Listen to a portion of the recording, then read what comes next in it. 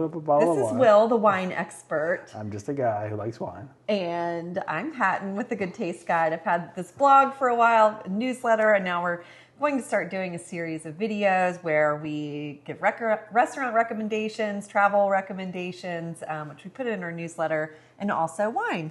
What about freestyle rap or some things like that? Yeah, we could throw in some music. Cool. All right. So we're not opening the wine, but what are we pouring today? Okay, so today we have flowers. Do you want to hold it a certain way? Yeah, well, you can see this whose baby this is. Flowers Sonoma Coast Rosé. This is a good one. We went to Flowers a few years ago, right when they opened their tasting room, and it was very cool. So tasting room is a unfair description. It's basically a whole giant area with vineyards and seating area, and it's beautiful. Gardens, like swings you can sit in and taste, and gazebos you can be under. It's pretty amazing. But they did that because their original winery is way high in the mountains of Sonoma Coast, and it's real hard to get to if you're in Napa or Sonoma and you're tasting wine. It would take you a long time to get out there. It's very hilly and treacherous to get up to the winery, and they felt like they weren't getting a chance to show it to as many people, so they built a tasting room right outside of Healdsburg, and it's awesome. It's the best of both worlds. Yeah, because we love Healdsburg. Yeah, it is one of our favorite places. And we were in the Flowers Wine Club for a while, right? We did. We were. We are. Yeah, we would be. Look how pretty it is. It's such a pretty color. It is beautiful. And so in your glass, it's 100% Pinot Noir, whole cluster fermented, which means they use the whole cluster of grapes. They don't destim it. They throw everything in there, so you get a little more texture and a little bit more body from the stems and from the skins in there. But 100% Pinot Noir, which is really cool, and it's very, very amazing. Mm-hmm.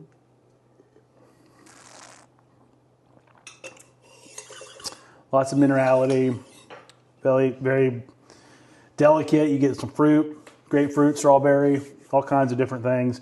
Very easy to drink. In fact, we just opened this. Mm-hmm. And you can see it's a lot of the way gone.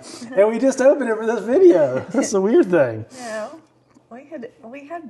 it's been open for a while, but we just had this in Charleston, South Carolina. We're going to talk a little bit about our trip and all the things that we did there.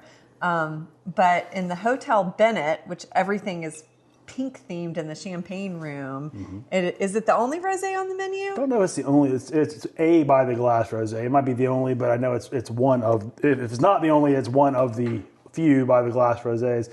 And because of that, interesting fact, segue, completely unplanned, unscripted, but because it is such a prominent wine at the Hotel Bennett, South Carolina gets a large allocation of it. It's actually a pretty limited production wine, and there are a lot of states that don't get it year-round, and South Carolina's been able to keep it year-round because of that placement and several other places that pour it. So it's a cool thing to even be able to get year-round. Yeah, and can you get it in the grocery store, or is it just restaurants? Probably restaurants, maybe some high-end wine shops and stuff. I don't think it'd be in grocery stores. That's not my world, so I can't tell you 100%.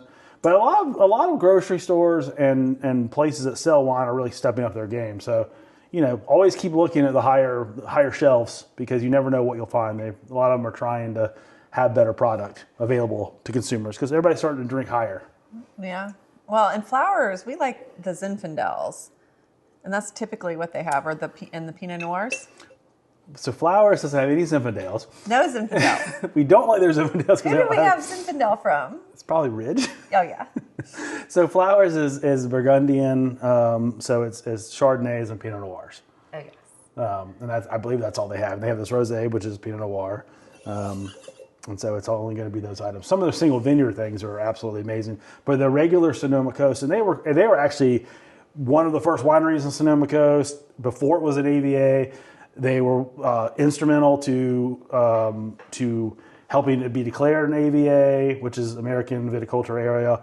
It's basically an area where the fruit is so special that it can be kind of its own region. But they've been for the forefront of this area, and it's really close to the ocean, and it really kind of has a salinity and a niceness to it. Their regular Sonoma Coast Chardonnay and Pinot Noir are fabulous, and then it only goes up from there with the single vineyard things. In fact, some of their vineyards have to be harvested by hand with the harvesters wearing soccer cleats because the hills are so steep that they want to have better traction on the hills. Not something you'd probably like to do, especially after some rosé. No. Cheers.